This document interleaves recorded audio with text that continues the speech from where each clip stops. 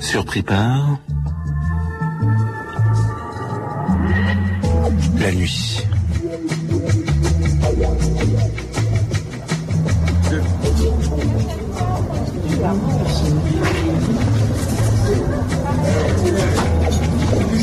Merci. Deux, troisième âge. C'est la salle 3,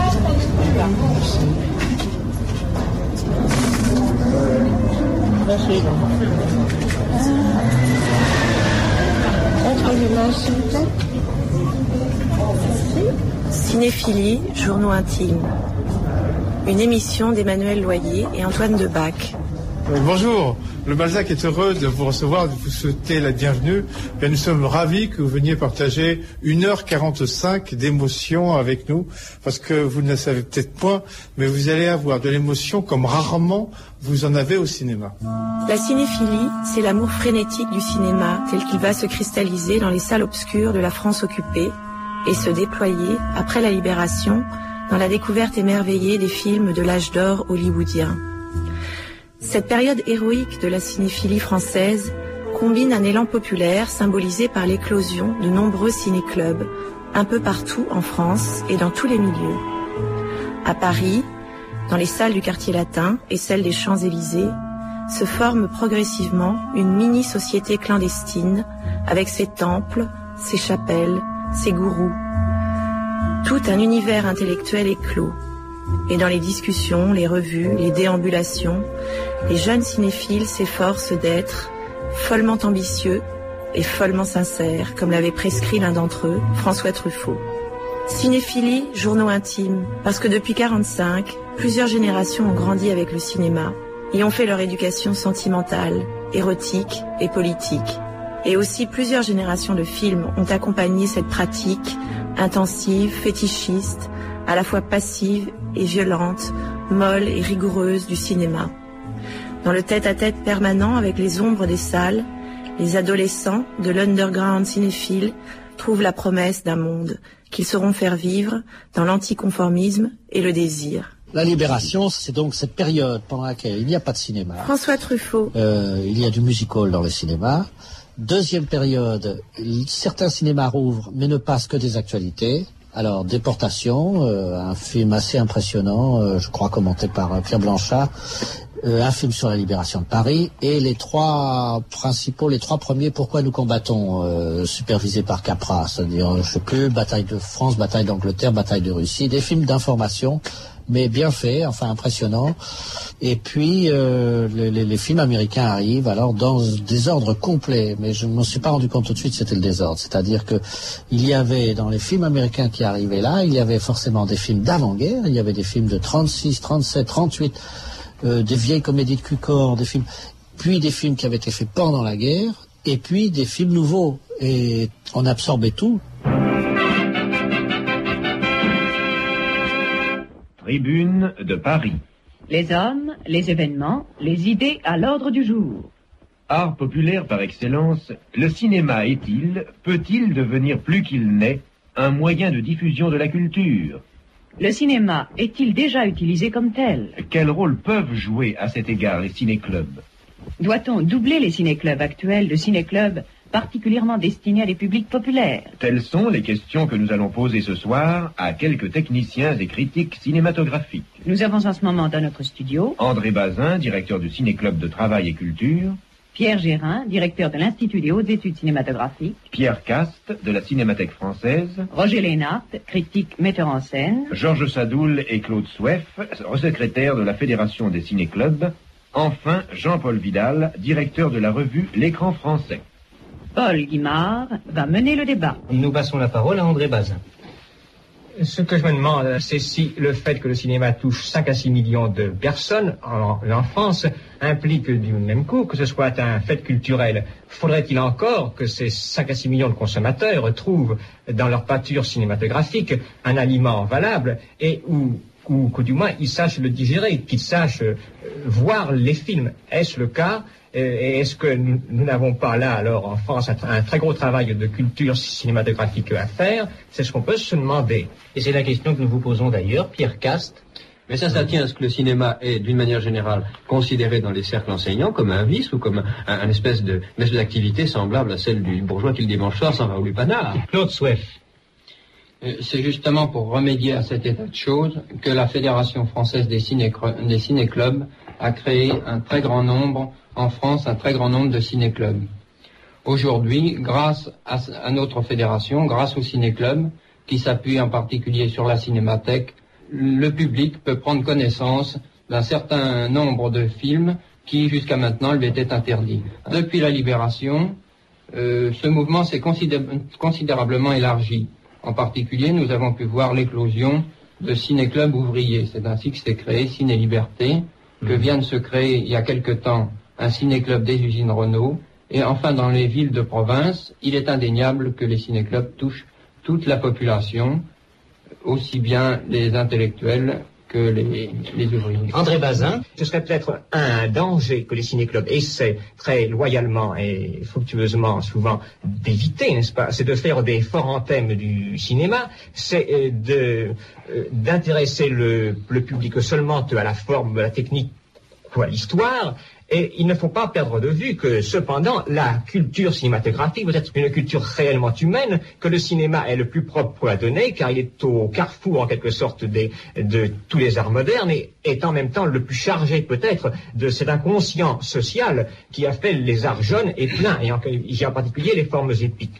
Il conviendrait donc que les ciné-clubs, en particulier les ciné-clubs ouvriers, je crois, essaient de trouver une formule de présentation, de discussion et de choix des films qui fasse réellement partir l'intérêt du spectateur de ciné-club de ses préoccupations vivantes.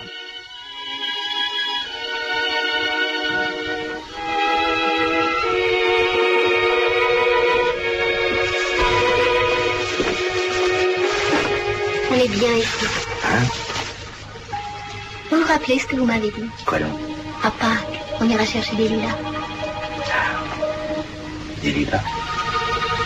Mais, pas ces fleurs ici. Oh, ici, c'est des fleurs enfermées. C'est pas la campagne.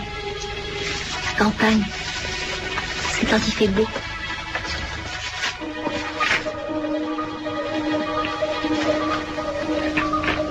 Je t'aime, tu sais. T'as un joli corps, t'es fragile. Tu sais quoi, on est un petit animal. Quand je t'ai vu la première fois avec tes fleurs, tout de suite j'ai eu envie de toi. C'est vrai que je t'aime. C'est gentil de me dire ça. J'ai été cinéphile très tôt. Il faut dire que j'avais eu une chance folle, c'est d'avoir une mère qui était elle-même amateur de cinéma. Raphaël Sorin. Parce que très jeune, elle m'a emmené voir des films comme Arsenic avec une dentelle de Capra, To Be or Not To Be de Lubitsch, et elle était très amie avec Langlois et surtout Mary Merson, qu'elle avait connue à Montparnasse, du temps qu'elle était belle. Donc très jeune, j'ai été initié par elle au cinéma, à la fois les films qui sortaient et puis le cinéma ancien. J'ai deux grands souvenirs d'enfance, j'ai même plusieurs, mais j'en ai deux remarquables, parce que ça prouve à quel point on pouvait être passionné à l'époque pour le cinéma. C'est d'avoir fait la queue pour Si Versailles m'était compté de Sacha Guitry. Je crois qu'on a fait 2 heures de queue. C'était au Gaumont Palace. Et l'autre souvenir, c'est d'avoir eu la chance aussi d'aller passer des vacances en Espagne, chez un oncle qui était compositeur de musique. C'était en pleine époque franquiste. Et à Madrid, il faisait horriblement chaud. Et le seul endroit où on pouvait se réfugier, c'était le cinéma qui était climatisé. À l'époque, on disait refrigerado. Et là, j'ai vu c'était des doubles programmes, j'en voyais quasiment tous les jours. Et ceux qui passaient à cause de la censure franquiste, c'était essentiellement des films américains, d'ailleurs un peu coupaillés, et puis des films franquistes. Donc je dois être un des seuls cinéphiles français à avoir vu toutes les saloperies franquistes. Certains, j'aimerais bien les revoir, les titres étaient magnifiques. Il y en avait un dont je me souviens qui s'appelait Non me abandones, ne m'abandonne pas. Il y en avait un autre qui était un éloge de la Légion Azul, la légion espagnole qui s'est battue avec les nazis sur le front russe. Et tout ça fait avec les films américains dont j'ignorais, je m'intéressais absolument pas aux réalisateurs, J'ai découvert après que j'ai vu comme ça un grand nombre de Raoul Walsh, d'Alan Wan, d'Anthony Mann, tout ça doublé en espagnol, mais ça fait une sorte de bain amniotique dans lequel j'ai baigné très tôt. Alors ensuite, on devient un peu plus sérieux, je suis lycéen, je participe aux activités du ciné-club du lycée Michelet. On fait ça très très sérieusement, on fait venir des gens de cinéma, on fait un hommage notamment à Franju, en faisant venir l'opérateur de Franju. Je me souviens très bien de lui, c'était un vrai ouvrier du cinéma, Marcel Fradetal, qui nous a expliqué comment il avait fait l'image du sang des bêtes, qui est une des plus belles choses que je connaisse.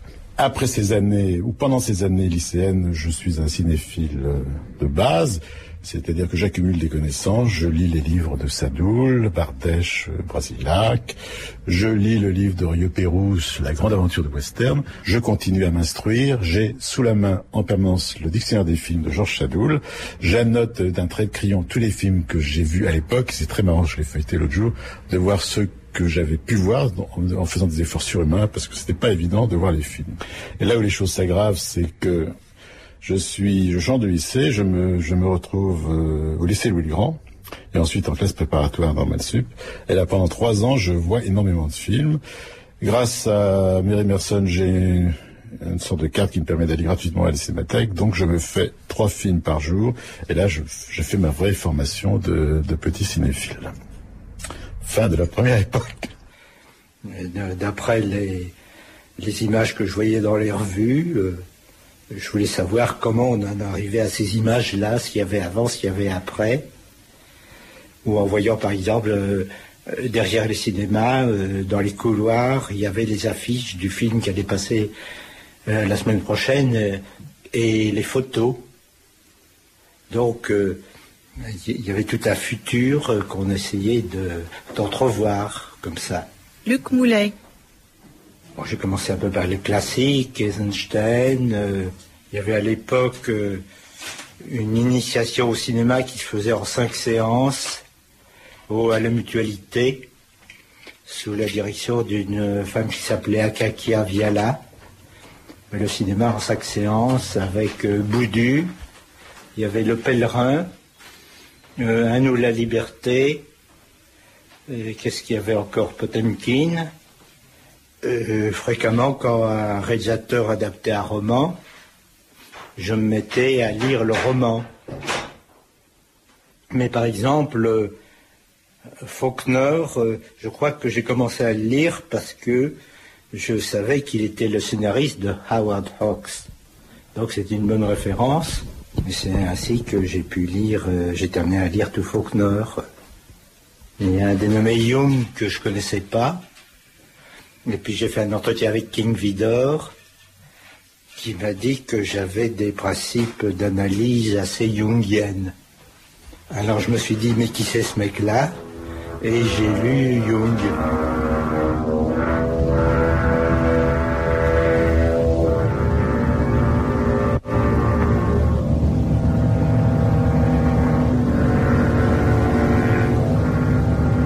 L'arrivée de Citizen Kane est un grand événement parce que c'est un film, bien que inégalé probablement toujours à travers les référendums et divers questionnaires, le meilleur film du cinéma parlant pour tout le monde, bien que ce soit une espèce de récapitulation de toutes les inventions visuelles du cinéma, malgré tout ça, c'est un film qui est proche et amical, comme un roman, curieusement.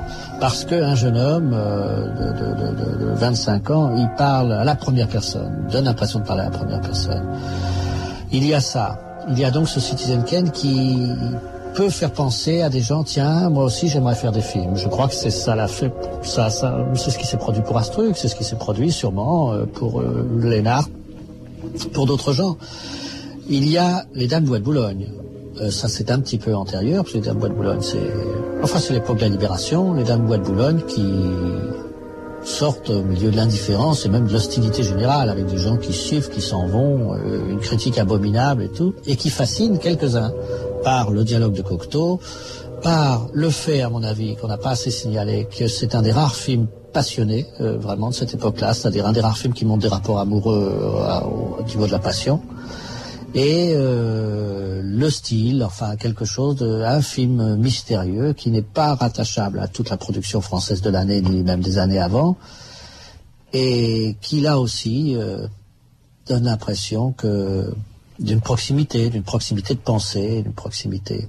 Probablement aussi la découverte à ce moment-là, un retardement de la règle du jeu. Alors la règle du jeu qui a été interdite pendant la durée de la guerre, qui ressort dans des copies très variées, des copies plus ou moins longues, dans les cinémas commercialement et dans les ciné-clubs aussi, et qui devient en quelques mois le classique des ciné-clubs. Je crois que la cinéphilie, en tout cas si je prends mon cas, mais je prends aussi le cas de beaucoup de jeunes de ma génération, c'est-à-dire tous ceux qui vont devenir la nouvelle vague et d'autres. Jean Douchet. Ça se passe vers les 14-15 ans. Justement, dans mon bouquin sur la nouvelle vague, j'avais justement écrit ça en culotte courte. Mais je crois que ça doit être à peu près pareil pour tous les autres arts. Ça doit être pareil. Le grand moment de la passion, à mon avis, commence à cet âge-là. J'ai vu beaucoup de films à l'époque, et la passion est faisait comme ça, mais une passion qui est forcément fortifiée dans le sens que on ne peut pas devenir cinéphile si d'une certaine façon on ne s'intéresse pas réellement au cinéma, c'est-à-dire si on n'essaye pas de lire des choses qui concernent le cinéma. Donc moi j'ai commencé la cinéphilie, a commencé à la fois par la vision des films, mais aussi par la lecture des critiques qui écrivaient sur le cinéma. Le cinéma, c'est l'enfance. C'est-à-dire, c'est un sentiment beaucoup plus intense et beaucoup plus... Serge Danet. Insouciant et beaucoup plus grave de ne pas faire partie du monde. Ou d'être toléré par extrême justesse dans le monde tel qu'il est. Et on sait à l'âge de 5 ans. Enfin, c'est comme quand Duras citait Queneau qui disait un écrivain, il sait qu'il l'est à 7 ans. S'il n'a pas écrit à 7 ans, c'est pas la peine qu'il insiste. C'est excessif, mais c'est vrai. Ça veut dire que on sait dès la première... entrée en cours de récréation à la première année d'école primaire, qu'il y a des gens avec qui on ne sera pas copains et qu'on va faire une bande à 3-4 dans un coin et ce sera les introvertis et peut-être plus tard les homosexuels, c'était le cas pour moi. En tout cas les cinéphiles, évidemment, ils ne vont pas partager leur trésor, ils savent qu'ils appartiennent à une autre version du monde ou de l'espèce humaine. They must feel it. There's no telling when he'll come home. Jeremy Fox. You're sure he'll come back? He's my friend.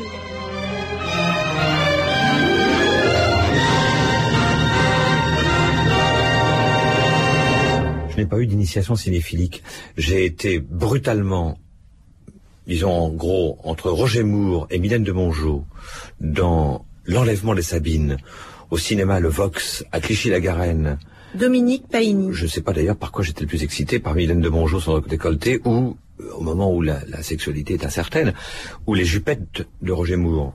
Et puis, la rencontre à la Cinémathèque française, enfin je l'ai jamais connue en direct, mais voir de loin, à la Cinémathèque française, Henri Langlois en train de présenter Philippe Garrel, en 67, mais le présentant en disant que, à la séance de 17h, il y avait à regarder le Nosferatu de Murnau, et qu'on allait voir au fond, aujourd'hui Nosferatu, actualisé, le Murnau d'aujourd'hui, Marie pour mémoire, découvrant ainsi que, au fond, la culture du cinéma, c'était pas voir les films, c'était voir les silences entre les films, j'ai presque envie de dire. Enfin, c'était plus tard, quand je lirai Malraux et Les Voix du silence, bien sûr, mais je m'apercevais que c'était les relations entre les films qui étaient importantes, pour la cinéphilie, et pas chacun des films. Ce que je retiens aujourd'hui, ce ne sont pas des films qui m'ont marqué, comme probablement, par exemple, des grands cinéphiles comme Serge Danet ou d'autres. Ce sont des ensembles de films, des relations entre les films, des blocs de films, où tout à coup je me suis dit, ah bah oui, le fait de les voir ensemble, ça apprend pas seulement quelque chose sur les films, ce qui m'importait peu. Pour moi, ce qui m'importait à l'époque, en tout cas quand j'avais 16 ans, 17 ans, ce qui m'importait, c'était ce que les films allaient m'apprendre à moi. Moi qui ne suis pas allé à l'école du tout, vraiment pas du tout, qui ai loupé mon certificat d'études, qui ne me suis pas présenté à la deuxième journée, puisque je faisais, enfin bref, et il y a plutôt délinquant, pour dire vite, quelqu'un m'a dit, tiens, dis donc, toi là-bas, au lieu de casser les vitres de cette maison de jeunes de la culture, il y avait un ciné-club dedans, il va donc faire du ciné-club. C'est quoi, monsieur, le ciné-club? Je dis, bah voilà, crac, on me mettait entre les mains des bobines 16 mm, Je ne savais même pas que le cinéma s'incarnait dans des objets comme ça. Ça brillait, la boîte elle était neuve, et j'avais entre les mains l'éventail je me souviens du film, l'éventail de Lindy Windermere de Lubitsch. Ce qui est très marrant, c'est que j'avais jamais entendu parler de Lubitsch, je savais pas qui était Lindy Windermere, je savais même pas que le cinéma ait pu un jour être silencieux. 3 mois plus tard, j'avais appris le présenter, j'avais appris par cœur ce que Georges Sadoul en disait, et ça commençait comme ça, c'est-à-dire que c'est en apprenant par cœur que je suis devenu cinéphile.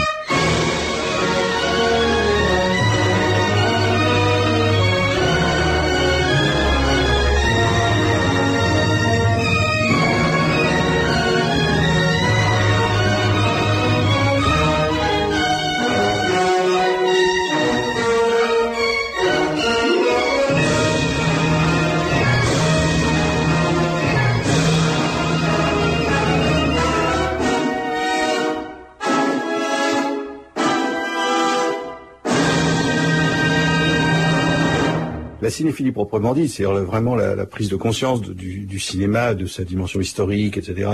C'est vers 53, donc j'avais 15 ans, et c'est tout de même l'apparition dans cette époque de grands auteurs, c'est-à-dire que la reconnaissance, il y avait des auteurs bien sûr à toutes les époques, mais je crois qu'il y a eu une prise de conscience qu'un cinéma d'auteur était en train de se constituer avec des gens comme Bresson, comme Tati, comme Bergman, comme Fellini, comme Antonioni. Donc j'ai vécu tout ça. Michel Simon. Et c'était également une grande époque du cinéma hollywoodien en même temps, c'est-à-dire c'était les derniers feux, on peut dire, du classicisme, et c'était la naissance de la modernité.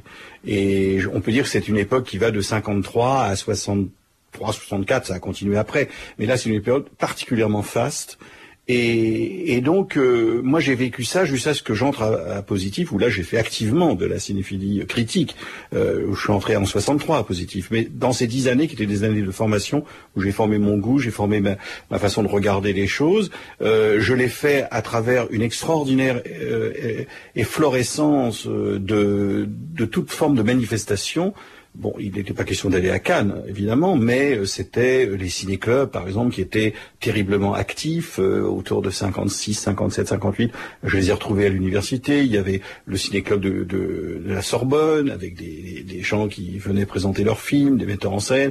Il y avait le Ciné Quanon, qui était dirigé par Bernard Cohn, futur rédacteur de Positif. Il y avait le Nickelodeon, avec Bertrand Tavernier, Bernard Martinan. Puis il y avait toutes ces salles d'arrêt d'essai, comme le Cardinet, les agriculteurs, le studio de l'Étoile, etc., le Ranelagh, il y avait beaucoup, le studio Parnasse, où il y avait des débats, le studio 28 de la rue Tolosé, c'est des endroits où on se réunissait, il y avait des jeux, il y avait des débats, des discussions, etc.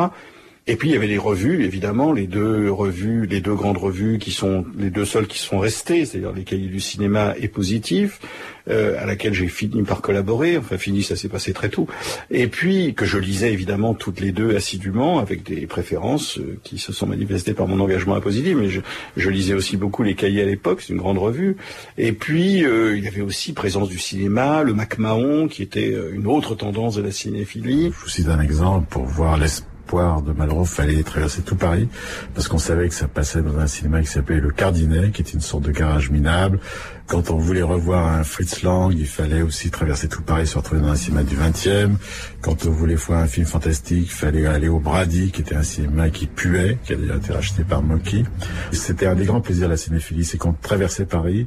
Il y avait eu un très grand nombre de petites salles, de salles de dimension moyenne, Christian Bourgois, dans lesquelles j'avais la chance d'habiter dans le 17e arrondissement, enfin à la limite de l'Étoile, d'habiter rue de Mour quand j'avais 16-17 ans, et ensuite d'habiter avenue Kléber quand j'en avais 18-20.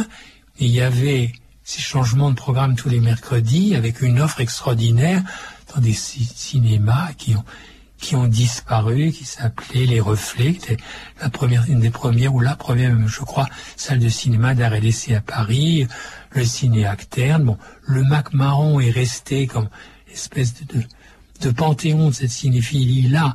Mais enfin, quand on allait au Mac-Mahon, on n'avait pas l'impression d'aller dans un lieu privilégié, et surtout pas dans un lieu unique, puisqu'à côté, vous aviez l'Obligado, vous aviez cette salle, le Napoléon, qui était une salle que j'aimais énormément en haut de l'avenue de la Grande Armée, toutes les salles des Champs-Élysées, le Demours, le Niel, et là je parle, si vous voulez, de salles de cinéma, ce qu'on appelle des salles de quartier, et de salles qui passaient des films en version originale, qui changeaient tous les mercredis.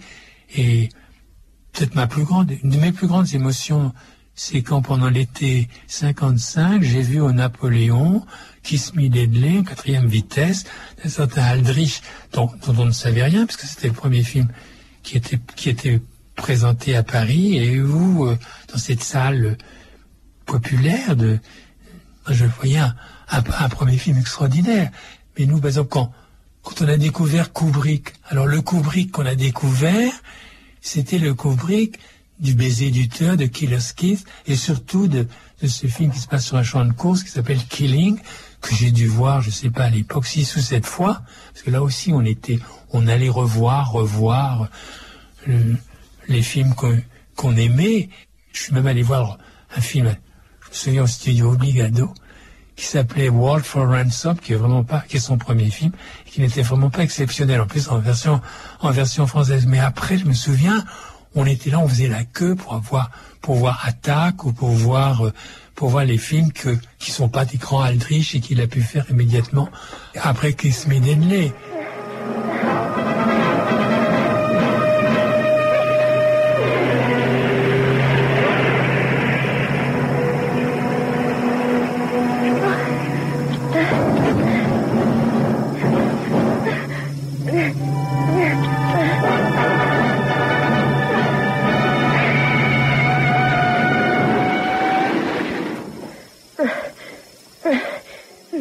À ce moment-là qu'a été inventée la notion de politique d'auteur, mais elle a été inventée, je dirais, parce qu'il y avait des lecteurs, des cahiers, des cinéphiles comme moi, comme nous, et que c'est vrai que, avec une certaine arrogance, je dirais, on disait qu'on préférait n'importe quel film de deuxième importance, de ces genres apparemment de deuxième importance, au cinéma français, que nous détestions avec constance. Et là, si on a rejoint finalement un Truffaut, surtout, si moi personnellement je me suis senti si proche de François Truffaut, c'était par ce refus qu'avec le temps ayant passé, la distance, que je trouve, si vous voulez, parfois injuste. Et surtout, c'était ça vous amusera, dit par un éditeur, mais c'était notre haine du texte, des dialogues, et de Janson, et d'Audiard. Alors il y avait quelque chose peut-être d'un peu exagéré, pour ne pas dire caricatural dans une position, mais c'était un refus délibéré de ce type de cinéma. Ces notes n'ont pas d'autre objet qu'essayer de définir une certaine tendance du cinéma français, tendance dite du réalisme psychologique de qualité française, et d'en esquisser les limites. Pourquoi, me dira-t-on, pourquoi ne pourrait-on porter la même admiration à tous les cinéastes qui s'efforcent d'œuvrer au sein de cette tradition et de la qualité que vous gossez avec tant de légèreté? Pourquoi ne pas admirer autant Yves Allégret que Becker, Jean Delannoy que Bresson, autant Lara que Renoir? Eh bien, je ne puis croire à la coexistence pacifique de la tradition de la qualité et d'un cinéma d'auteur. Au fond, Yves Allégret, Delannoy ne sont que les caricatures. Le trait dominant du réalisme psychologique est sa volonté anti-bourgeoise. Mais qui sont Orange-et-Bost, Sigurd, Janson, Autant-Lara, Allégret, sinon des bourgeois? Et qui sont les 50 000 nouveaux lecteurs que ne manque pas d'amener chaque film tiré d'un roman, sinon des bourgeois? Quelle est donc la valeur d'un cinéma anti-bourgeois fait par des bourgeois, pour des bourgeois? François Truffaut, Cahiers du cinéma, janvier 1954.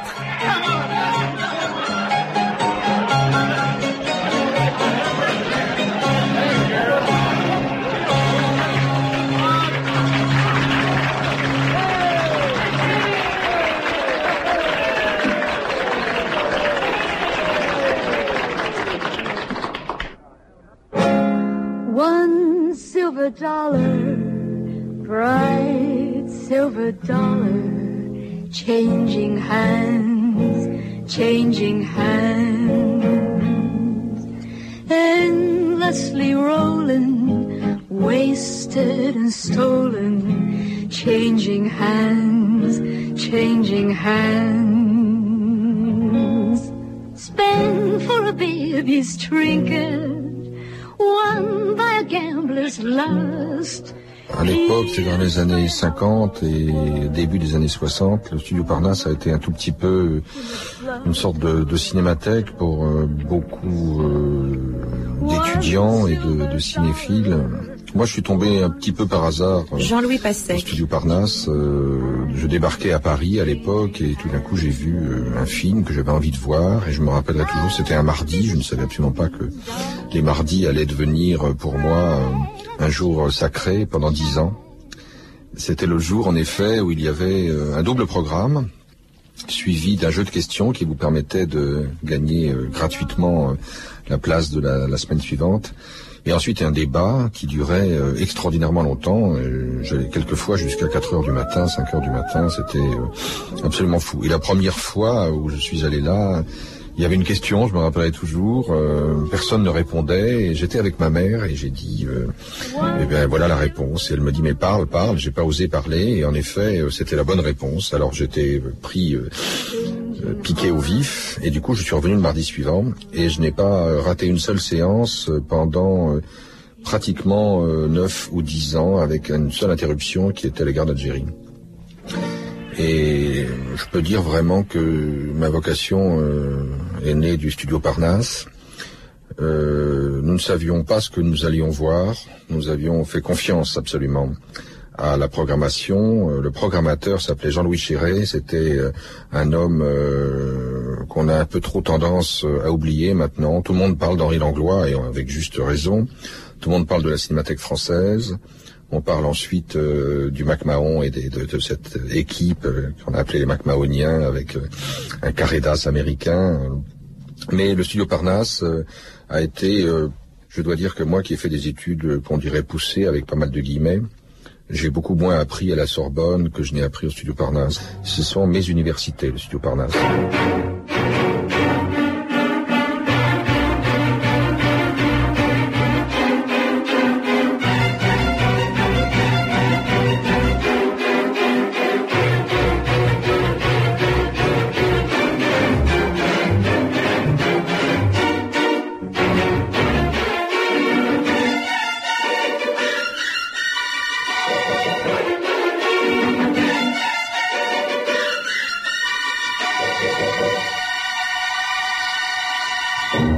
Je pense qu'avant un an, la Cinémathèque française sera devenue la Comédie française du cinéma.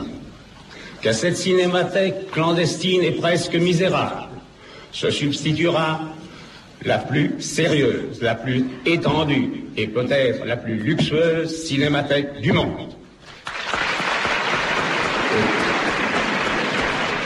Et qu'avant 3 ans, dans chacun de nos départements, les maisons de la culture, enfin constituées, posséderont chacune son ciné-club. Ben là, vous voyez Séville, c'est un fragment d'un film de Lumière, parce que le cadrage a été coupé. C'est la procession à Séville. Henri Langlois. En 1895.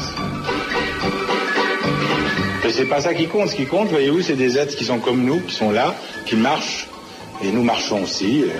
Alors le public se mélange avec ces êtres. C'est déjà du reportage, ça.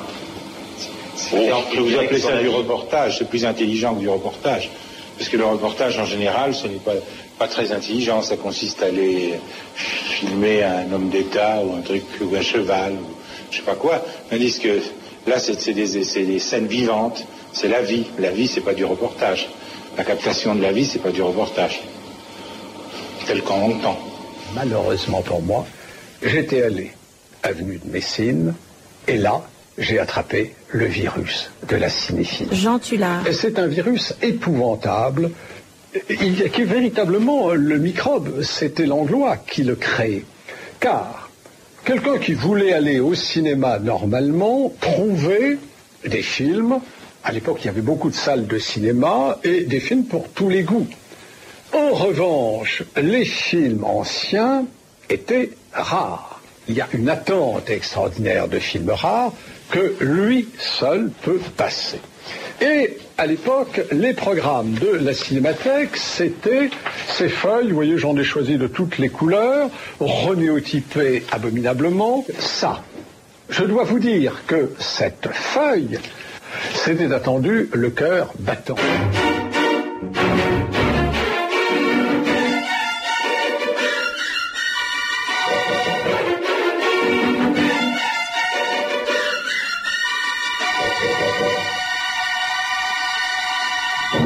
Dans les années 50, qu'était la cinéphilie à l'état pur, hein, quand même. C'est-à-dire que jusqu'en 60, disons jusqu'à la Nouvelle Vague, on pensait qu'on pouvait voir tous les films. André Labarthe. On pensait que c'était possible de voir tous les films. Il suffisait d'aller à la Cinémathèque et de calculer le nombre de films qu'il y a, on pouvait les voir. La cinéphilie, elle pouvait être exhaustive. On avait nos petits carnets et on pointait les films qu'on voyait au fur et à mesure. Il y avait des gens qui non seulement couraient voir tous les films jusqu'en Belgique s'il fallait, hein, pour trouver un film, pour voir un film introuvable, mais aussi qui collectionnaient les photos, qui collectionnaient, enfin tous les fétiches, quoi. C'était des gens qui, on les imaginait rentrant chez eux, recopiant des génériques, etc. Et on avait beau savoir qu'on pouvait tout voir dans les années 50. Il n'empêche qu'il y avait des films qui étaient invisibles, soit parce qu'ils étaient interdits, comme L'Âge d'Or, soit parce qu'il n'y avait pas de copie, comme les films de Fricks, Todd Browning, par exemple. Et il y avait des gens qui se servaient de cette pénurie, comme ça, en film, pour jouer un rôle dans la petite société de la cinéphilie. C'est-à-dire, moi, je me rappelle, Jean Boulet, pour ne pas le nommer, il disait, moi j'ai le jeu complet des photos de Fricks, de Todd Browning, et j'ai vu le film. Et non seulement j'ai vu le film, mais j'ai vu le film parce que lorsqu'il a été visible, ce film, il disait, mais c'est pas la bonne copie, parce que il y avait Todd Browning avait tourné une fin où on voyait la femme coupée en morceaux, transformée en poule, etc. Toute une scène qu'il avait imaginée de chirurgie comme ça. Et donc il y avait la cinéphilie, lorsqu'elle était en manque comme ça, elle fabriquait des fantasmes. Et alors ces fantasmes-là nous inspiraient, hein. Et nous motiver comme ça, à attirer notre attention, et voilà, on était prêt à prendre un billet d'avion pour aller voir ces films. Le cinéphile, c'est quelqu'un comme Truffaut, et le cinéphage, c'est un monsieur qui se met au premier rang de la cinémathèque, et quand commence le film, il note le générique. Hein? Mais si vous lui demandez vraiment la qualité du film, il vous dira quelque chose de valable, etc. C'est pas ça le cinéma. Aimer le cinéma, c'est aimer la vie. Aimer le cinéma, c'est regarder. Le cinéma, c'est une fenêtre sur l'univers. Alors c'est pas un endroit où on fait des fiches. On était une sorte de famille, un peu. Voilà, il y avait ce côté-là, côté famille, parce qu'on voyait toujours les mêmes.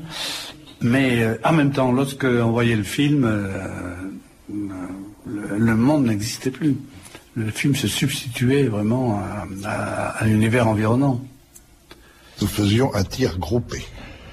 Donc quand débarquait la petite bande Cahiers du cinéma, c'était une entrée. C'était une occupation, c'est vrai. Bon, sinon, il y avait aussi des habitudes. Moi, je sais que j'ai une habitude précise, c'est être seul. Souvent, j'étais très très longtemps au premier rang, comme beaucoup de cinéphiles d'ailleurs, donc on était nombreux à vouloir occuper le premier rang. Et bon, maintenant, j'ai ma place précise un peu à droite et le maximum, avec le moins possible de monde à côté de moi. Même mes amis, je leur demande de pas venir à côté de moi pendant que je jouais un film. C'est quelque chose de... C'est une messe privée, donc je suis dans mon appartement privé, donc il ne faut pas me déranger. En tout cas, les cinéphiles, c'était des gens qui étaient au premier rang ou dans les premiers rangs, avec une idée un peu stupide, et moi qui m'amuse et qui en même temps m'émeut, il fallait être dans l'écran pour être dans le film. c'est pas tout à fait vrai, disons ça vraiment, mais l'idée de supprimer les bords du cadre, c'est quand même pas faux.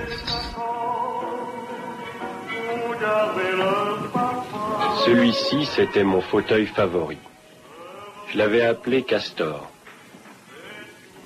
Celui d'à côté, c'était Pollux, bien sûr. Il y avait aussi Titanic.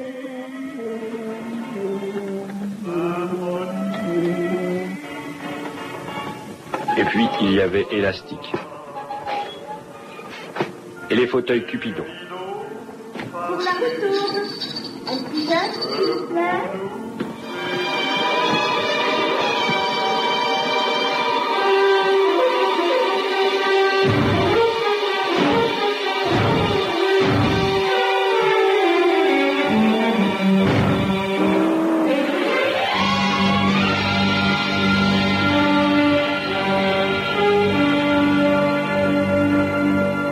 L'admiration d'un acteur, comme celle d'une actrice, est semblable aux amours vécus. Elle a ses dates cruciales, ses périodes alternées où la rencontre, accompagnée ou non de coups de foudre, entraîne des mois ou années d'envahissante passion, puis une amitié plus tempérée, mêlée d'estime et d'admiration maintenue. Avec Bogart, indifférence ou agacement ne vinrent jamais. L'estime amicale s'approfondit même avec les années, en même temps qu'une admiration plus réfléchie. À cette époque-là, je n'ai pas 20 ans, nous sommes en 1946. Jusque dans le plus petit hameau, dont le mien, se poursuit une découverte forcenée de l'Amérique, relancée dès la Libération. Le film américain, le roman américain, le film noir américain, la cigarette américaine sont sous tous les yeux, entre toutes les mains, dans toutes les bouches. C'est sur ce terrain préparé que le 8 décembre 1946, la foudre tombe. Le Faucon maltais, mon troisième Bogart, est aussi le premier où Humphrey prend la place de Claude Perran sur la bande sonore qu'il raie impitoyablement de sa voix rocailleuse et ponctue des liens de Hamet. Désormais, je suis possédée. À n'en pas perdre le manger, le boire et le dormir peut-être, mais certainement la libre pensée. Je chasse le Bogart sur tous les écrans de la ville. Je verrai une vingtaine de films jusqu'en 1951, gardant à travers bus et tramway dans la poche de mon trench coat bogartien un pocket dictionary pour sous-titres de secours. L'imperméable à col relevé n'est qu'une des pièces de la panoplie, une des marques d'adulation du fan qui singe son modèle, qui se persuade qu'intérieurement au moins il ne fait qu'un avec lui. C'est l'époque du verre de whisky, mais plus souvent du tout aussi yankee Coca-Cola, pris dans une main au doigt enveloppant, couvrant au maximum la surface cylindrique, de la cigarette calée entre le pouce et le bout de l'index sans chichi de deuxième phalange, des manches de chemise repliées à l'intérieur jusqu'à la saignée du coude, de la station solide, jambes écartées, des épaules un peu fléchies, de la démarche un peu balancée, bras le long du corps, mains tendues vers le sol.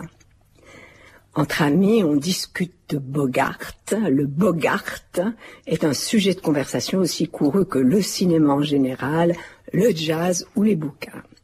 Bogart est plus souvent du côté des coups reçus que des coups donnés, des perdeurs que des gagneurs. C'est donc la souffrance qui se lirait dans son regard. C'est du moins ce que j'y lis de 1946 à 1948, tant que dure ma passion bogartienne. Roger Tailleur, Humphrey Bogart, De solitude et de nuit, édition Le Terrain Vague, 1967. Time, Vincent. Time for the bandages to come off. I know it's awfully early, but you said you wanted to get away before it got light. How's your face? Stopped itching like the doc said it would. Ready for the unveiling? Pretty big moment for you, starting a new life with a new face.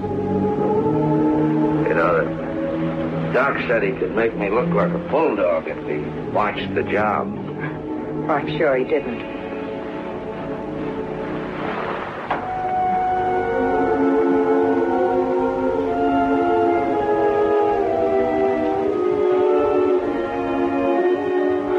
promise not to cut an ear off. Honest.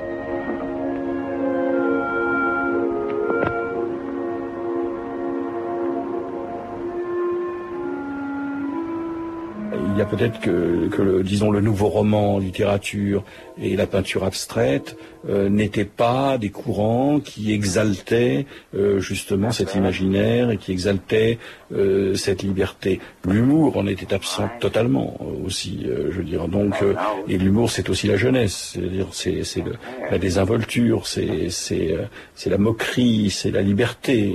Bon, et donc le cinéma donnait cela aussi. Il y avait aussi l'Amérique. Dans une société française rance, médiocre, petite, étroite, culpabilisée de l'occupation, de la collaboration, etc. Enfin, les Français ne se sentaient pas très bien. On avait beau leur dire, les communistes et De Gaulle avaient beau leur répéter à longueur de journée que toute la France quasiment avait été résistante, ils savaient que c'était un mensonge. Bon, c'était le chagrin et la pitié qui allait leur montrer en 70 nettement les choses. Et je pense que l'Amérique exerçait un attrait qui a toujours existé, qui existait déjà dans les années 30, avec le jazz, avec New York, avec les voyages, Paul Morand, Sartre, tout ça. Ils étaient tous aussi, quoi qu'ils en disent, enfin, quoi qu'on disait Sartre, ils étaient tous fascinés par l'Amérique. Malraux, enfin le roman américain. Donc je crois que le cinéma américain, c'est venu aussi d'une fascination pour l'Amérique. Pas seulement le cinéma, la musique, le jazz, l'architecture, la vie. Alors maintenant, une chanson américaine. An American song. Dis-moi. I got. I got. Bon. Tous ensemble. I got. Bon. I got. Rhythm. I got. Music. I got. My gal, who could ask for anything more? I got. Daisy. I got. In green pastures. I got. My gal, who could ask for anything more? Old man trouble. Il ne faut pas oublier que ce qu'on aimait, et je pense que c'était au cahier aussi bien qu'à Positif, ce qu'on aimait, on était très peu à l'aimer. C'est-à-dire, aimer Buñuel ou aimer les westerns à l'époque, c'était les gens normaux vous regardaient comme un cinglé. Pour aller voir les films de Jerry Lewis, je sais que j'étais obligé de dire à ma famille que j'allais voir le Delannoy qui avait été primé au Festival de Cannes, et puis on se barrait pour aller voir le Jerry Lewis, parce que si j'allais voir alors les films d'horreur, vous voyez, quand on allait voir les films d'horreur, c'est pire que si on allait voir des films porno dans les bordels. Il y avait ce côté, ce qu'on aimait, on était seul à l'aimer, et il y avait le plaisir provoquant de dire aux autres, c'est ça, vous comprenez rien, vous comprenez? C'est ça qui est admirable, hein. C'est Creature of the Black Lagoon qui est un très bon film, et la dernière Palme d'Or, c'est une merde. Et il y avait ce plaisir-là, plaisir du petit groupe, des affinités électives, de la complicité, d'aimer des choses qu'on était seul à aimer, puis avoir aussi envie d'ailleurs d'en parler, de les faire découvrir aux autres. Je dis toujours à mes étudiants que maintenant qu'ils sont jeunes, ils devraient faire ce qu'on a fait à l'époque, c'est-à-dire faire table rase de tout. Renverser les valeurs établies, dire tout ce qu'on nous dit être les grands metteurs en scène officiels de notre époque, qui font régulièrement un chef-d'œuvre par an, qui sont encensés par la critique de cinéma unanime. Aujourd'hui, on ne dit plus de mal des films, voilà. Et on aimait d'autant mieux qu'on détestait plus. C'est ça. Alors, je pense que ces deux choses, on aime toujours contre quelque chose. Et je suis certain que l'avenir donne beaucoup plus raison au paradoxe, à la provocation, au jeu, à la passion, qu'à la critique sage, ordonnée, style Sainte-Beuve. Relisez que le texte de Proust contre Sainte-Beuve, c'est vrai. C'est toujours les farfelus qui ont eu raison. Hein. C'est Léon Bloy qui découvre l'Autremont. Oui, c'était une forme de manifestation asocial.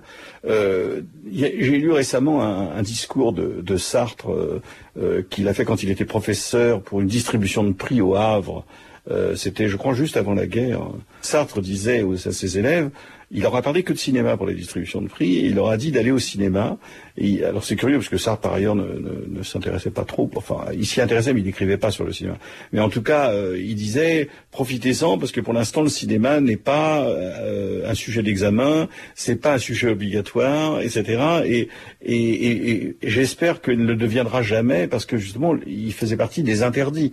Et il y a le goût de l'interdit. À partir du moment où le cinéma, on va le disséquer comme on dissèque Andromaque, peut-être qu'on dissèque plus Andromaque, mais enfin qu'on dissèque un conte de Voltaire ou un roman de Stendhal avec analyse de texte, etc. Peut-être ça va dégoûter les jeunes du cinéma. C'est-à-dire que quelle va être leur culture, leur contre-culture par rapport à la culture qu'on leur inculque dans les classes. Et c'est vrai que c'est un danger. Ça serait très triste que le cinéma devienne, qu'on soit considéré comme une obligation, alors qu'avant il était justement au contraire une échappatoire.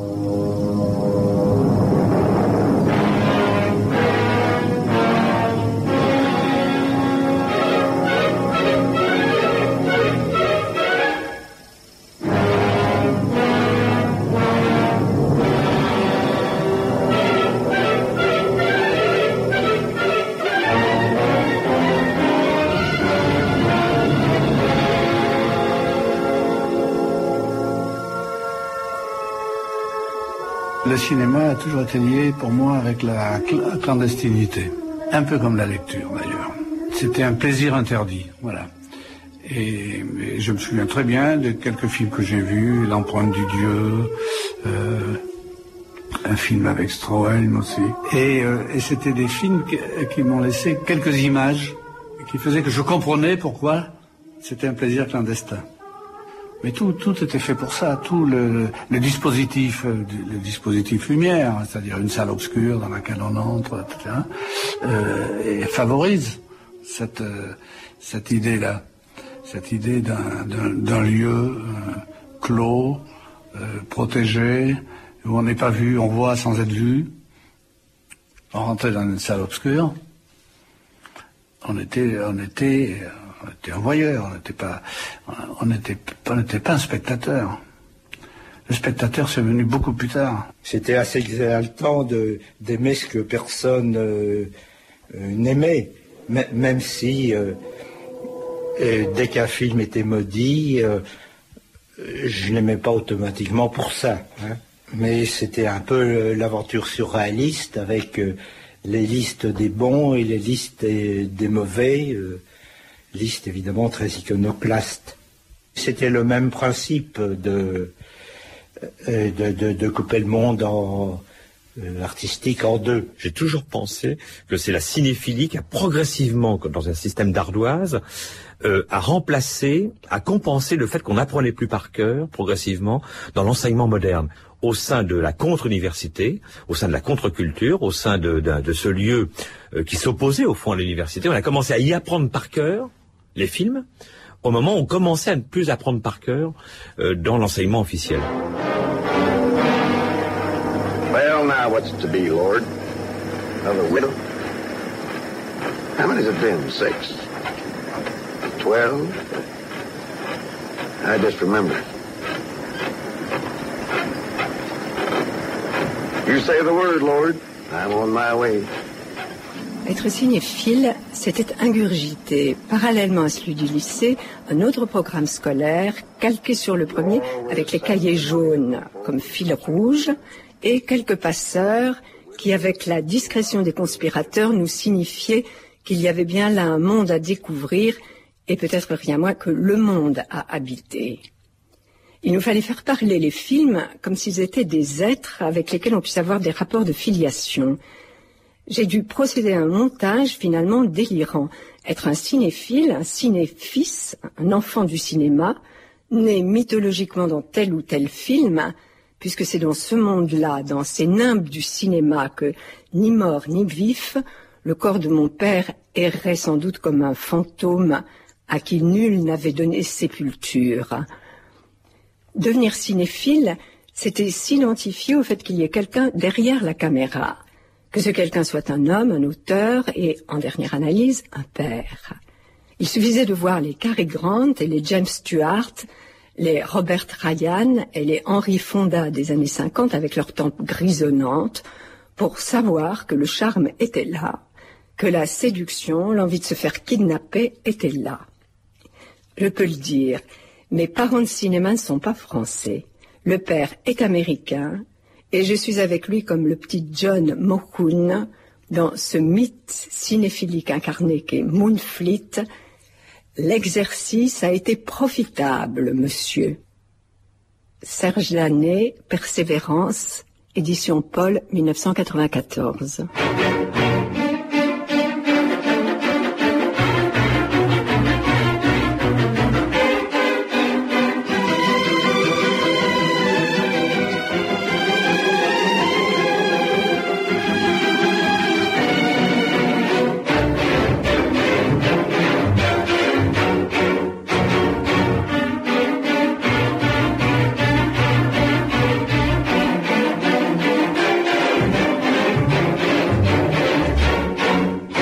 J'étais un lecteur très fidèle des cahiers.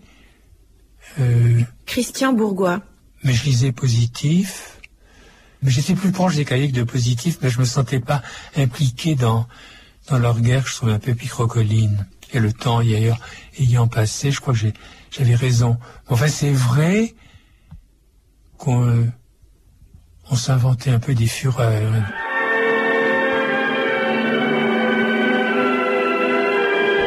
C'était Jeanne Cavallero, la critique de Positif, la revue ennemie des cahiers du cinéma.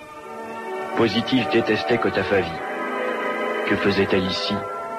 Elle avait dû lire mon éloge de Kotafavi. Mon Dieu, elle allait écrire une grande étude sur l'art de Kotafavi, juste avant que mon livre ne sorte.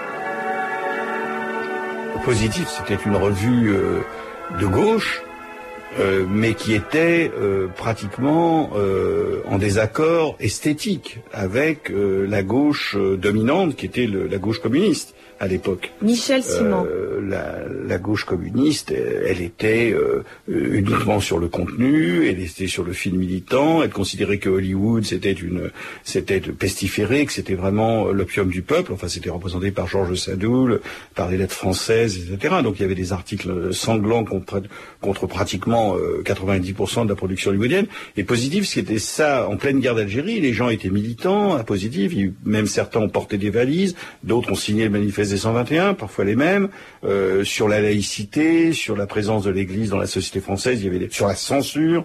Positif s'est beaucoup battu, à la grande différence des cahiers du cinéma, qui étaient totalement apolitiques, ou peut-être même crypto-droite, enfin, tandis que à Positif, c'était un engagement très très fort, et en même temps, on aimait Tex Avery, on aimait Betty Boop, on aimait Aldrich, on aimait Richard Brooks était encore un peu engagé, on aimait les westerns d'Anthony Mann, les comédies musicales de Minelli, et c'était pas incompatible. Ça vient du surréalisme, parce que le surréalisme a été partie constituante de Positif, beaucoup de rédacteurs étaient des membres du groupe surréaliste, et vous le savez, le surréalisme, ça a toujours été une ouverture à l'art populaire, ça a été une absence de hiérarchie, il n'y avait pas le grand art et l'art et le bazar, enfin si j'ose dire.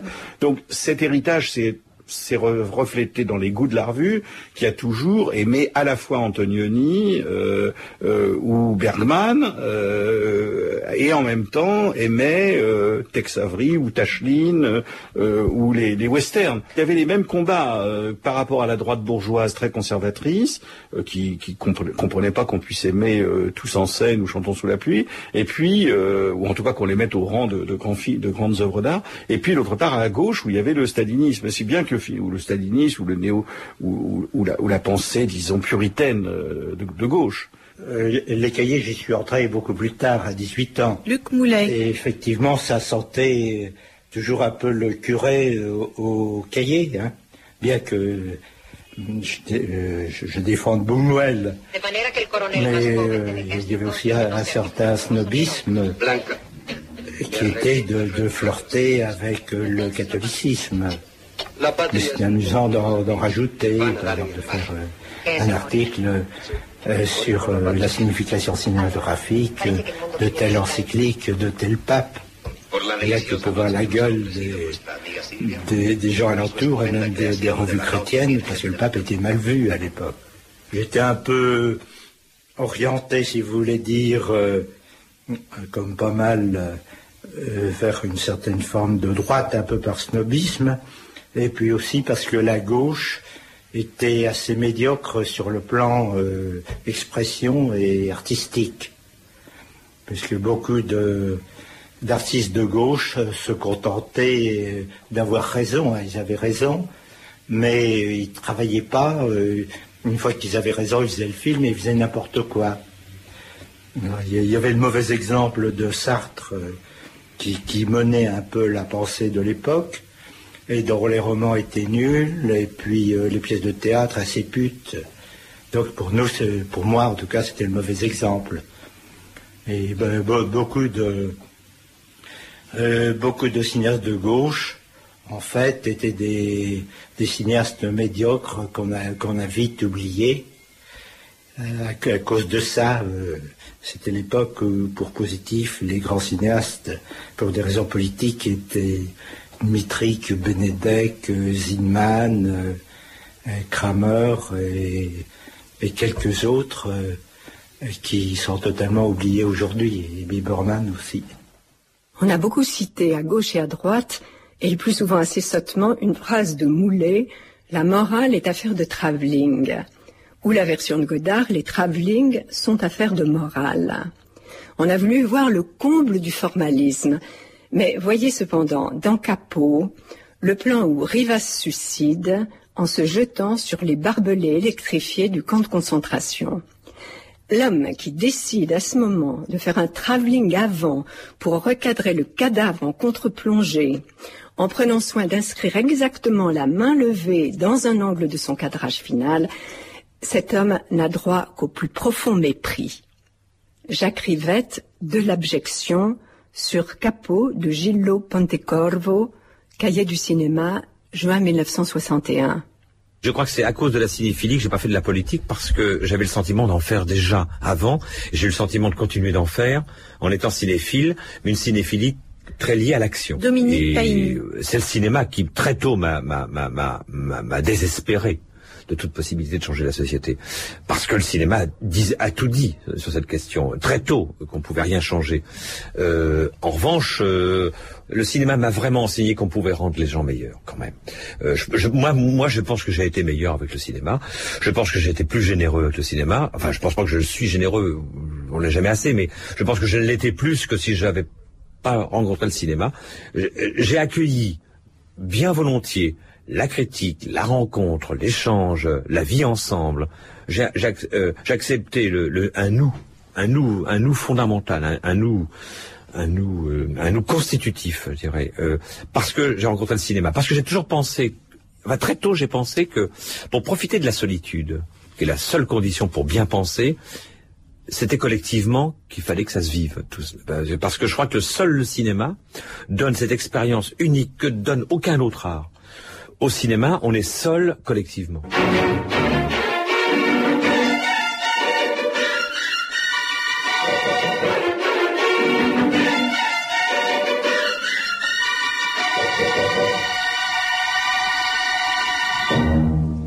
Georges Sadoul, quoi qu'on pense de lui, il est le fondateur de l'histoire générale du cinéma. C'était un artiste, c'était un rêveur, il était du côté avec Langlois, ils pouvaient tous les deux décoller sur Méliès. Il y avait ces deux hommes ensemble qui étaient en train de rêver le cinéma. Yvonne Babi. Non seulement Georges a défendu la nouvelle vague, mais il a défendu la nouvelle vague à l'intérieur des lettres françaises et avec Aragon, qui était son ami, et c'est Aragon lui-même qui a écrit le grand article, par exemple, sur Pierrot le Fou, souvenez-vous. Il était assez rond, il avait comme ça une belle tête avec un nez de Bourbon, il fumait la pipe et son rire était très célèbre. C'est-à-dire, je ne peux pas l'imiter, mais il riait très souvent, il avait des yeux très bleus et magnifiques. Et Breton a dédicacé Nadja, que j'ai toujours en disant à Georges Sadoul, qui est ce que je connais de plus beau dans l'ordre des choses claires et bleues. Il est allé soulever, aider des cinéastes et dans ce qui est devenu le tiers-monde et il a été à l'origine de beaucoup de découvertes des cinémas nationaux. Et en plus, je me souviens, il s'est battu pour Satyajit Ray et bien d'autres encore. Par exemple, Miloš Forman, des gens comme les nouvelles cinématographies tchèques, polonaises, des pays de l'Est, si vous voulez, hongrois. Georges, évidemment, on les a toujours soutenus et il est allé plus loin. Et c'est pas par goût du voyage, mais c'était par, je crois, désir de faire découvrir l'art cinématographique et de pouvoir aider, parce que à l'époque, il était une personnalité même contestée, il était incontestable parce qu'il était encore dans la jeunesse d'un pionnier.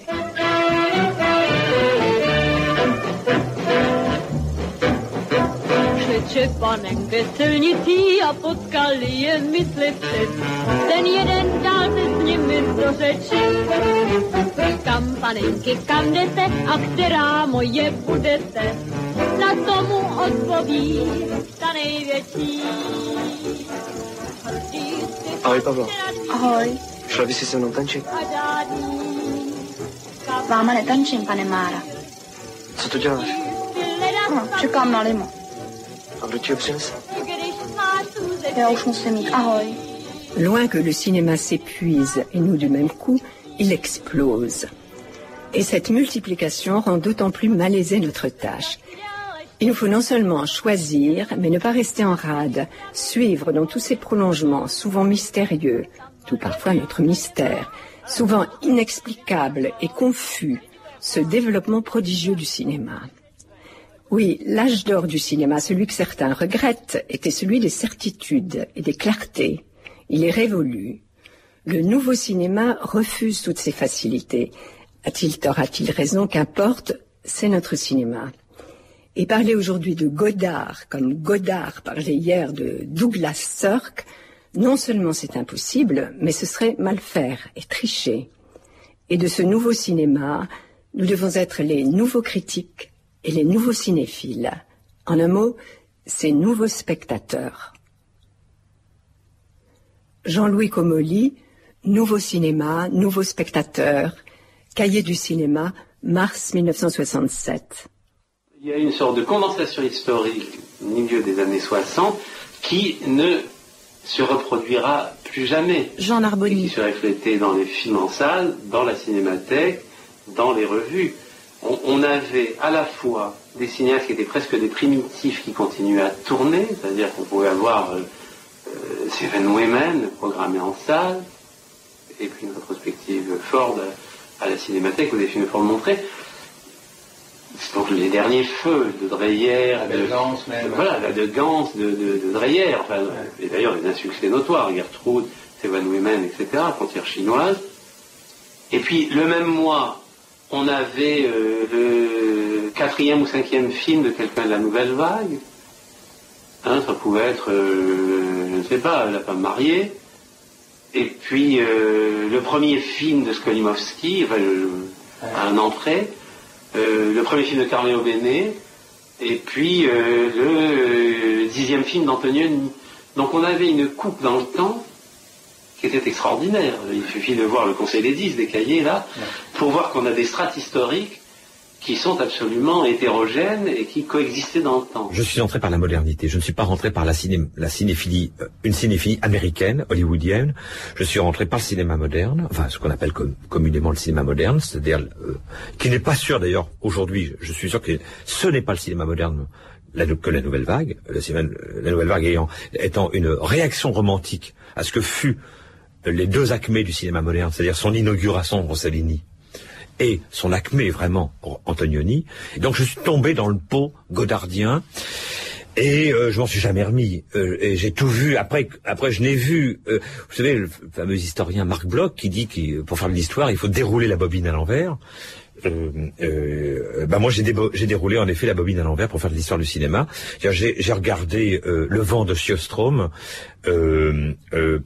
en voyant, vous savez, les jets de sable contre la vitre que Liliane Guiche, donc Liliane Guiche a peur.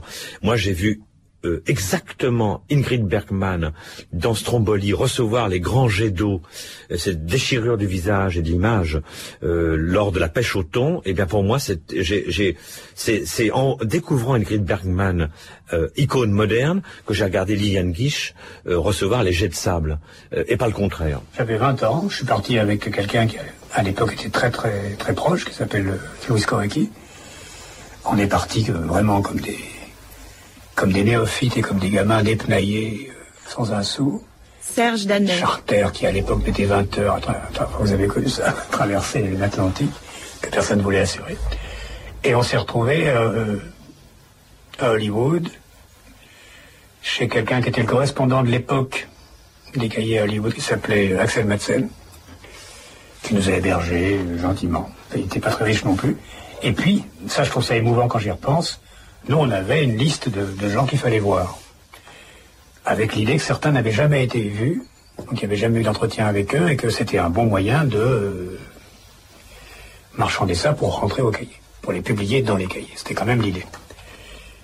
Moi, j'étais très timide, je parlais mal anglais, Korecki était beaucoup plus entreprenant à l'époque, beaucoup plus actif, il en voulait, tout ça. C'était lui qui était moteur. Moi, j'étais un peu zombique. Enfin, je crois. J'avais 20 ans. Et ce qui est formidable, c'est qu'on a été porté par nos certitudes. Nos certitudes, c'était que elles venaient d'une très très profonde immaturité. Ça veut dire on pensait que ce qu'on avait aimé dans le cinéma américain depuis 5-6 ans, nous, faisait partie d'une essence éternelle. On voyait pas que Hitchcock était vieux, que Hawks était vieux. On voyait pas que... Alors on disait oui, mais ils vont faire leurs derniers films qui vont être aussi beaux que les derniers Quatuors de Beethoven ou les derniers tableaux du Titien. Et on était dans l'admiration des vieillards. C'était une période un peu bizarre quand même. Et puis on était persuadés qu'ils étaient évidemment ravis de nous voir. On s'est retrouvés fiers comme Artaban, avec nos questions absolument à côté de la plaque, complètement intellectuelles, totalement propédeutiques, à voir Howard Hawks. Moi, Hawks, c'était le type qui avait fait Rio Bravo. Rio Bravo, c'était le premier film sur lequel j'ai écrit dans ma vie. C'est mon premier article. Et c'est resté d'ailleurs toute ma vie un film de chevet. C'est un film dont je peux parler des heures, parce que ce film m'a accompagné. Et on s'est trouvé devant Howard Hawks, par exemple, qui nous a absolument récité sa leçon, qu'il avait toujours dit aux entretiens avec les Français, celui avec Becker et Rivette, où d'ailleurs leur magnéto n'a pas marché. Ils n'étaient pas bien meilleurs que nous, même 10 ans plus tôt. Il disait... Je traite les scènes de comédie en drame et les scènes de drame en comédie, voilà, c'est mon truc. Je disais oui, redites-le nous encore une fois, alors que ça avait été publié 20 fois. Mais c'était Howard Hawks. Mais on avait Buster Keaton, par exemple. Parce que nous, on se disait pas, Keaton est vieux, il va mourir, plus personne veut de lui. On disait, Keaton, c'est un génie. C'est un génie. C'est un des plus grands auteurs du cinéma. Alors on va aller voir Buster Keaton, qui était quand même dans la vallée californienne du jour de canicule absolue, qui allait mourir 2 ans après, qui se marrait comme une baleine, qui avait une gouvernante, qui s'occupait de lui, qui comprenait rien à nos questions. Nous on disait, et la solitude? Ah, il disait. Et puis on lui demandait de raconter un gag d'un film de 1910 avec Fatih. Il se rappelait de tout. Il se rappelait du gag, il aurait pu le dessiner. Bon. Et nous on était bêtes, mais on avait la force à cette bêtise. C'est-à-dire qu'on pensait que ces gens étaient géniaux, et je le pense toujours. On avait des questions stupides. Ils étaient gentils parce qu'il y avait encore un professionnalisme vrai, celui-là, pas ce que c'est devenu après. Et ils nous ont laissé faire. Et c'est peut-être le côté étonnant de cette période-là, plus peut-être notre jeunesse, c'était que entre Hollywood, qui était en train de sombrer quand même, qui était en train de commencer à avoir de sacrés problèmes, parce que c'est la fin de la série B, la télévision va vraiment prendre le pouvoir. Il y a des gens qu'on voit là-bas, comme Samuel Fuller, ils font plus jamais de films en Amérique. Après, on les retrouve ici. 20 ans plus tard, on devient copains. Donc on n'a pas vu ça, on n'a pas compris. Mais c'est ça qui se passait, objectivement. Et quand je repense à quand je nous vois, quand je nous imagine, je me dis qu'on était quand même extraordinairement naïfs.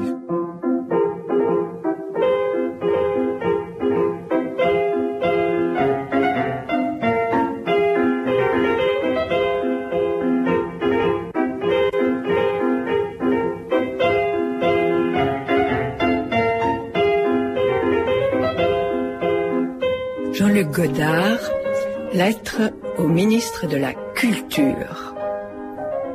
Je ne suis pas tellement sûre, cher André Malraux, que vous compreniez quelque chose à cette lettre. Mais comme vous êtes le seul gaulliste que je connaisse, il faut bien que ma colère tombe sur vous. Et après tout, ça tombe bien. Étant cinéaste, comme d'autres sont juifs ou noirs, je commençais à en avoir marre d'aller chaque fois vous voir et de vous demander d'intercéder auprès de vos amis Roger Frey et Georges Pompidou pour obtenir la grâce d'un film condamné à mort par la censure, cette Gestapo de l'esprit. Mais, Dieu du ciel, je ne pensais vraiment pas devoir le faire pour votre frère Diderot, un journaliste et un écrivain comme vous, et sa religieuse, ma sœur, c'est-à-dire un citoyen français qui prie simplement notre Père de protéger son indépendance. Aveugle que j'étais, j'aurais dû me souvenir de la lettre pour laquelle Denis avait été mis à la Bastille. Heureusement, cette fois que votre refus de me recevoir et de faire le mort au téléphone m'a ouvert les yeux. Ce que j'avais pris chez vous pour du courage ou de l'intelligence, lorsque vous avez sauvé ma femme mariée de la hache de Perfit, je comprends enfin ce que c'était, maintenant que vous acceptez d'un cœur léger l'interdiction d'une œuvre où vous aviez pourtant appris le sens exact de ces deux notions inséparables, la générosité et la résistance. Je comprends enfin que c'était tout simplement de la lâcheté. Et surtout, ne me parlez pas de l'Espagne, de Budapest ou d'Auschwitz. Tout se passe à un niveau subalterne, on vous l'a déjà dit, et je vous le précise, celui de la peur. Si ce n'était prodigieusement sinistre, ce serait prodigieusement beau et émouvant de voir un ministre UNR de 1966 avoir peur d'un esprit encyclopédique de 1789. Et je suis sûre maintenant, cher André Malraux, que vous ne comprendrez définitivement rien à cette lettre où je vous parle pour la dernière fois, submergé de haine. Pas davantage, vous ne comprendrez pourquoi dorénavant, j'aurai peur aussi de vous serrer la main, même en silence. Oh, ce n'est pas que vos mains ressemblent à celles sur qui ne s'effaceront jamais le sang de Sharon et de Ben Barka, absolument pas. Vous avez les mains pures comme le kantisme. Mais il n'a plus de mains, disait Peggy. Aveugle donc et sans mains, juste les pieds pour fuir la réalité, lâche en un mot, ou peut-être tout bonnement, faible, vieux et fatigué, ce qui revient au même. Rien d'étonnant à ce que vous ne reconnaissiez plus ma voix quand je vous parle à propos de l'interdiction de Suzanne Simonin, la religieuse de Diderot, d'assassinat. Non, rien d'étonnant dans cette lâcheté profonde. Vous faites l'autruche avec vos mémoires intérieures. Comment donc pourriez-vous m'entendre, André Malraux, moi qui vous téléphone de l'extérieur, d'un pays lointain, la France libre? Le Nouvel Observateur, 6 avril 1966. La première politisation, disons, qui nous est quand même arrivée, ça a été l'histoire de la religieuse de Rivette. Et on est rentré en fureur, parce que c'était en plus un produit maison, je veux dire. Enfin, on n'avait pas beaucoup de pouvoir, mais les gens, des cahiers, tout d'un coup, se sont réveillés. Donc l'affaire Langlois, ça a été pour des gens comme nous une bande-annonce, puisque, oui, moi je me considère comme un enfant de Langlois, si on se souvient bien que Langlois était une sorte de mère pélican, folle, mais que c'est inoubliable évidemment pour les gens qui ont vécu ça, même si, avec le recul, on peut dire que dans l'affaire Langlois elle-même, c'était plaidable, le dossier anti-Langlois, mais il n'était pas question, vu la façon dont il avait été instruit. Et puis, je sais pas, peut-être aussi le climat, et le fait qu'il y avait tellement d'enfants de Langlois. Toute la nouvelle vague était là. Donc, on est parti en guerre, mais comme des néophytes absolus. Et je me souviens, parce que c'est très drôle, que rue de Courcelles, il y a une manif, on a fait un sit-in, qui était le premier de ma vie. On s'est assis par terre. On était très, très, très excités à l'idée de voir qu'on faisait comme les autres, qu'on était capable de faire comme les autres. Des choses qu'on voyait souvent dans les films, les manifs, crier. Moi, j'étais incapable de crier dans une manif, ça me paraissait le comble de la vulgarité. Mais j'étais incapable par timidité. Et puis non, finalement, on se rendait compte qu'on pouvait. Alors c'était l'affaire Langlois, non, c'était notre affaire à nous, c'était l'affaire des cinéphiles. Et puis, on a fait ce sit-in, et puis il y avait un type qui n'arrêtait pas de prendre la parole, et puis qui monopolisait tout, et puis qui visiblement organisait bien les choses, et c'était Cohn-Bendit. Et je me rappelle qu'on l'a haï pendant une demi-heure, parce que, mais qui c'est celui-là? On ne le connaît pas, celui-là. Il vient pas tous les soirs. Il fait pas partie de tel ou tel groupe, il n'a pas vu les films de Murnau. Enfin, voyez, il y avait ça, il dit, quel est ce rouquin efficace? Et puis bon, assez vite on a compris aussi ce que c'était qu'un mouvement de masse, qu'il y avait des gens très bons pour ça. Nous, on était plutôt très mauvais, mais absolument dévoués. Voilà, l'affaire Langlois, on n'a pas du tout regardé le contenu même de l'affaire. C'était réglé. On ne touchait pas à Langlois. Et tout à l'heure, je disais que Godard, qui avait toujours beaucoup admiré Langlois et Malraux, et qui l'avait attaqué à propos de la religieuse, avec cette belle lettre qui finit par « Je vous écris d'un pays occupé, la France », il a recommencé au moment de l'affaire Langlois, et c'était pour lui assez douloureux, car quand on connaît bien Godard, on se rend compte qu'il est vraiment un héritier direct de la conception de l'art qu'il y avait chez Malraux. Et nous tous, à mon avis. Nous tous, moi le premier, mais sans jamais avoir été très réglo avec Malraux, parce que la figure du ministre de Gaulle nous faisait chier. Et il était quand même devenu assez erratique et cocaïné. Mais un soir du printemps 1968, le monde finit par déchirer l'écran. Obéissant à une obscure coalition d'intérêts inavouables, le ministre Malraux a fait chasser Henri Langlois de la Cinémathèque française. À Chaillot, vous avez pu vérifier ce qu'était une conception libre et juste de la culture cinématographique. Sous des prétextes bureaucratiques, les pires ennemis de la culture ont reconquis ce bastion de la liberté. Ne vous laissez pas faire! La liberté ne se reçoit pas! Elle se prend. Tous ceux qui aiment le cinéma, en France et dans le monde, sont avec vous. Sont avec Henri Langlois! Je veux dire 2-3 choses que je sais d'elle, c'est-à-dire la Cinémathèque française. Jean-Louis Bory. C'est fait partie d'une longue lutte qu'il y a toujours eu entre ce qu'on appelle les artistes d'un côté et les fonctionnaires de l'autre. Et ça paraît très grave, parce que tout de même, nous sommes là pour parler de la Cinémathèque, étant donné que s'il n'y avait pas de Cinémathèque française, telle qu'Henri Langlois l'a conçue et a poursuivi cette œuvre, une émission comme Le Masque et la Plume ne pourrait pas exister. C'est-à-dire que c'est parce que depuis près de 30 ans, il y a eu un endroit dans Paris où l'amour du cinéma était tel, on prenait le cinéma tellement au sérieux à un moment où l'État ignorait encore ce qu'était une pellicule imprimée, sauf pour les actualités. Et il était bien évident qu'à ce moment-là, il y a eu un haut lieu dans Paris où on a appris ce qu'était le cinéma. On n'a pas appris seulement un immense public qui a maintenant notre âge et qui se bagarre pour le cinéma, pour un cinéma sauvé des impératifs commerciaux et des pressions de quelque ordre qu'elles soient, mais aussi qui a formé une génération qui est celle de Truffaut, de Godard, de Rivette, etc. Et donc il y a un haut lieu qui est important qui s'appelle la Cinémathèque Langlois. Bon, ça c'est un point. Deuxièmement, on a accusé de cette cinémathèque de ne pas être rentable. Qu'est-ce que c'est que ce vocabulaire d'épicier alors qu'il s'agit d'un musée? Donc pour un pays qui tient énormément, et il a raison, à la grandeur et au prestige, avec des majuscules, pour une fois qu'on a quelque chose qui, de la vie de tous les spécialistes à travers tout le monde, est la première chose du monde, et qu'est la Cinémathèque française, c'est indiscutable, encore plus indiscutable que M. Jean-Claude Killy.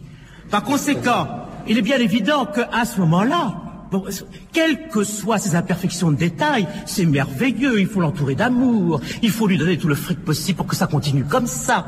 D'autant plus que la rentabilité de la Cinémathèque Langlois, bon, je voudrais bien savoir quelle est la rentabilité de la Comédie Française, du musée du Louvre, sa place sur ce plan-là. Et mon Dieu, le déficit, ça doit coûter un petit mystère. On vient d'en vendre plein à la Belgique. Alors un mystère ou de plus ou de moins, on peut le donner à Langlois. D'autre part, la rentabilité, puisque le vocabulaire en est là, puisqu'il s'agit de grosses sous, puisqu'il s'agit de comptabilité, puisqu'il s'agit de dire que les registres n'étaient pas bien tenus. Bon, je voudrais savoir la rentabilité de la bombe atomique. En général, les films sont exploités pendant une période de 7 ans. Après, ils sont projetés dans des salles d'art et d'essai, comme celle-là. Si parfois leur vie peut se continuer, c'est grâce à Henri Langlois, qui, à la Cinémathèque française, se charge de leur conservation. Et si vous avez choisi de venir voir le film que vous voyez ce soir, ou si vous avez l'habitude de revoir les films que vous aimez. Vous êtes donc forcément des amis de la Cinémathèque. Alors n'attendez pas pour adhérer au comité de soutien de la Cinémathèque française. Le comportement, disons, pas seulement du pouvoir, mais de la police face à des événements un peu, je dis pas d'une extrême banalité, mais bon, Daniel Cohn-Bendit. De protester contre la mise à pied de Langlois, c'est pas remettre en question non plus De Gaulle et son pouvoir, avait montré quand même l'incapacité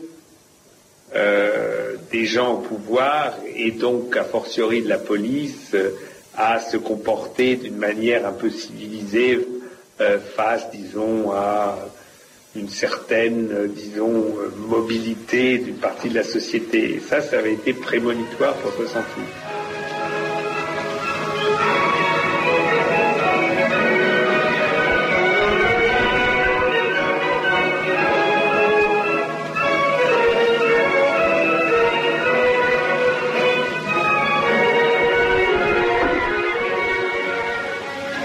Être aveugle. Pourquoi? Pour se parler, ça serait mieux. On s'écouterait sérieusement. Ah oui, comment ça? On redistribuerait le langage autrement. Écoute, il faut pas oublier que depuis 2000 ans, les mots ont pas mal changé de sens. Et alors? Et alors, on se parlerait sérieusement, ça veut dire que enfin, ce serait les sens qui changeraient de mots. Ah oui, d'accord. Se parler comme si les mots étaient des sons et de la matière. Il, le, son, Véronique. Bon, d'accord, on essaie. Comment? Au bord de la rivière. Vert et bleu. Tendresse. Un peu de désespoir. Après-demain. Oh, peut-être. Théorie de la littérature. Un film de Nicolas. Ré. Les Français de Moscou. Rouge, gorge. Rock. Enroll. Etc. Etc. Etc. Je t'aime.